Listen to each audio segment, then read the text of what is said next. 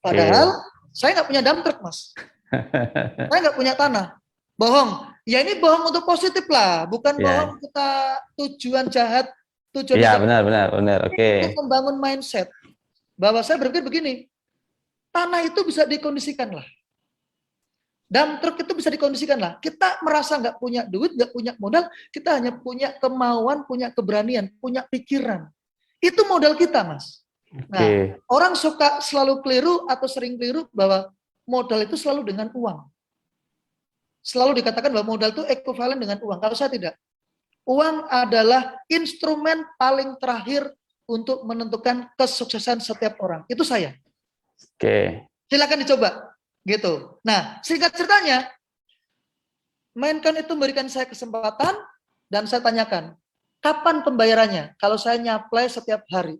Ternyata setiap hari ketika saya kirim tanah atau kuari, bahasa proyek itu ya, saya diberikan cek itu di sore hari atau malam.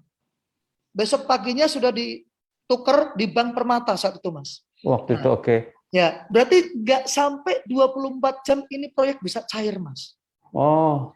Ini nilai plus ini nilai plus ini. Nah, terus saya kemudian langsung mikir, berarti karena saya nggak punya tanah, nggak punya gunung, nggak punya dump truck, saya tinggal mencari siapa nih vendor-vendor yang punya dump truck yang bisa disewakan dengan sistem membayar mundur. Oke. Nah, mulai ketemu. Nah, idenya, caranya, strateginya.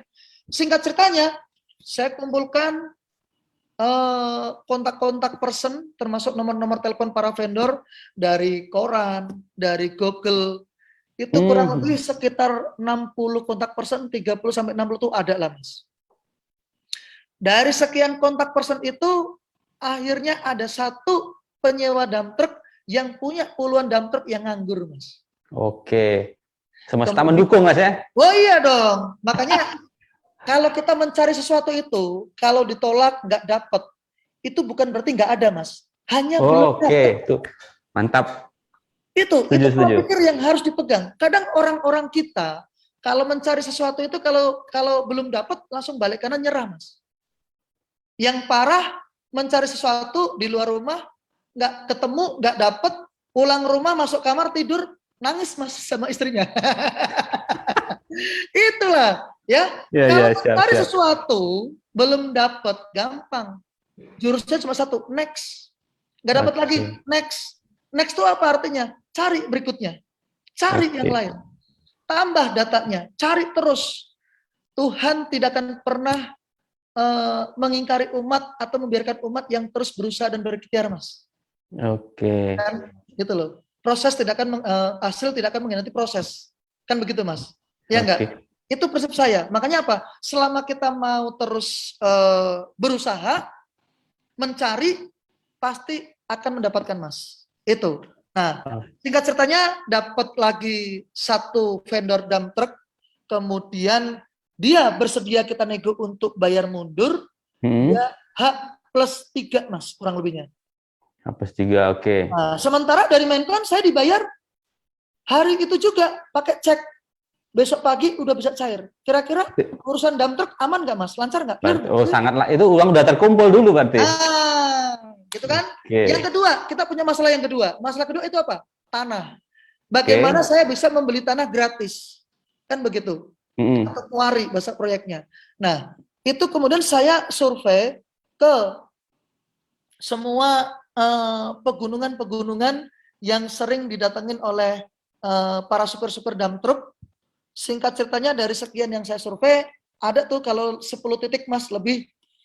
Itu singkat ceritanya, dapatlah salah satu titik pegunungan yang juga bisa membayar H+7, Mas. Oke, wah lebih panjang lagi waktunya malah ya. Nah, clear nggak kira-kira? Butuh modal nggak saya? Saya nggak butuh modal, Mas. Jadi saat saya bangkrut, karena kita nggak punya peluang, kita nggak dibantu modal sama orang tua, justru keadaan sulitlah, keadaan yang tidak nyaman itulah yang membuat kita pikiran menjadi kreatif. Kita menjadi semangat, berani berinovasi, berani berbuat sesuatu, berani segera bangkit, kemudian mencari sesuatu untuk kita bisa bangkit. Dan singkat ceritanya, modal keuntungan dari kemarin tadi saya ceritakan klinik kecantikan Klinik kecantikan kurang lebih sama 2 miliar. 2 miliar. Kemudian, proyek reklamasi 1 kubik tanah itu saya hanya untung kurang lebih Rp2.000, Mas. 1 kubik Rp2.000 Keuntungannya. keuntungan. Ya. Sementara itu proyek membutuhkan begitu banyak. Ya, kurang lebih sekian juta kubik. Ah.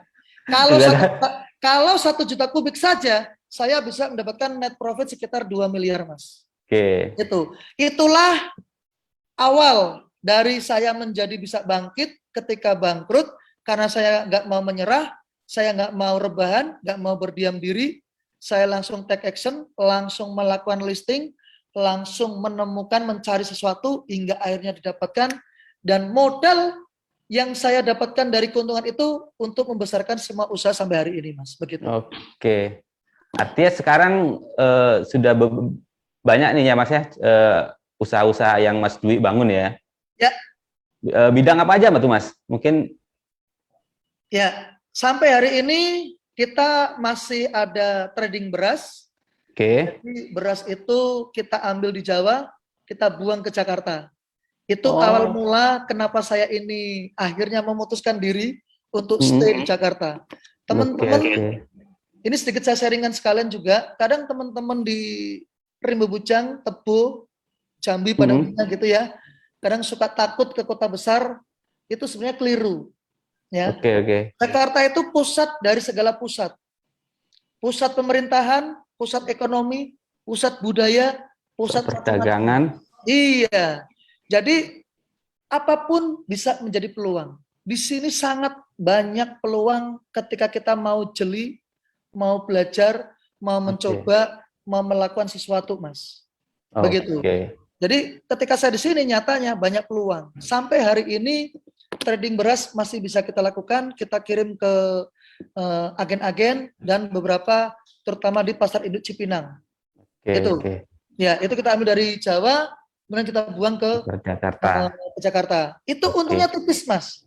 Cuma 50 perak per kilo sampai 200 perak, Mas. Tapi ini bisnis ini adalah faktor kali. Ya, kan itu faktor kali. Dan beras adalah kebutuhan primer. Pokok utama primer. Jadi mau krisis seperti apa akan tetap jalan. Makan beras. Betul. Justru ini kemarin pandemi pun ya tetap jalan, Mas. Oh iya, benar.